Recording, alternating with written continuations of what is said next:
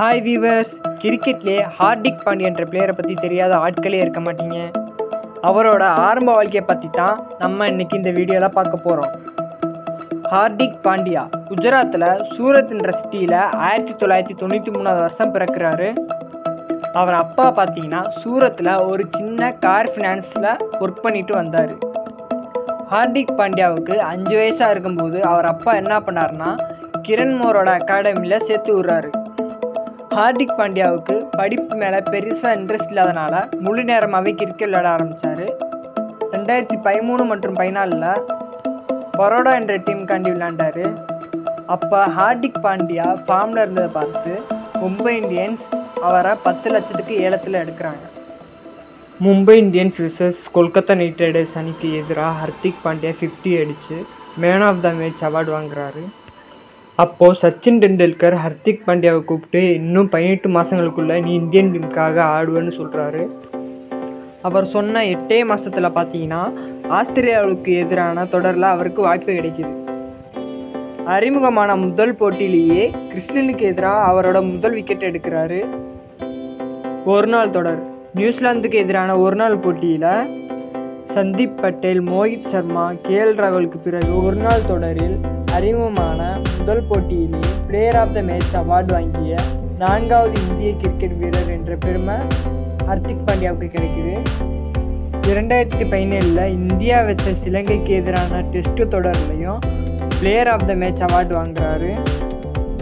2017 India versus Pakistan எதிரான champions trophy ஃபைனலில் Pakistan 338 ரன்கள் எடுக்கிறாங்க.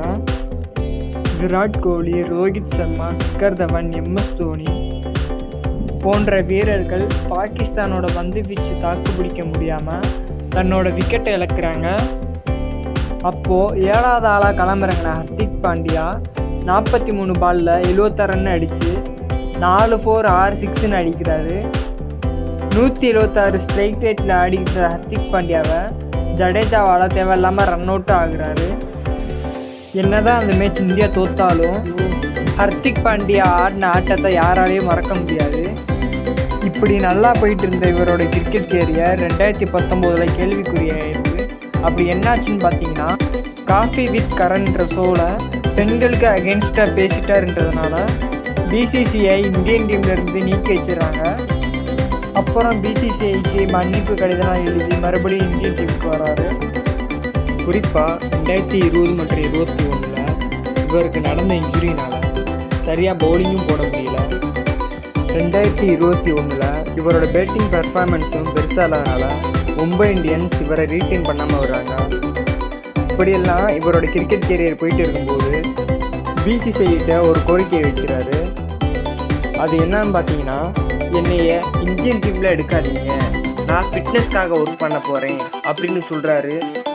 2022 IPLல புதுசாக 2 அணிகள் வந்து இணைகிறாங்க. அதில் குஜராத் டைட்டன்ஸ் என்ற அணி ஹார்திக் பாண்டியாவை IPL எடுத்துக்கு முன்னாடியே 15 கோடி கொடுத்து எடுக்கிறாங்க.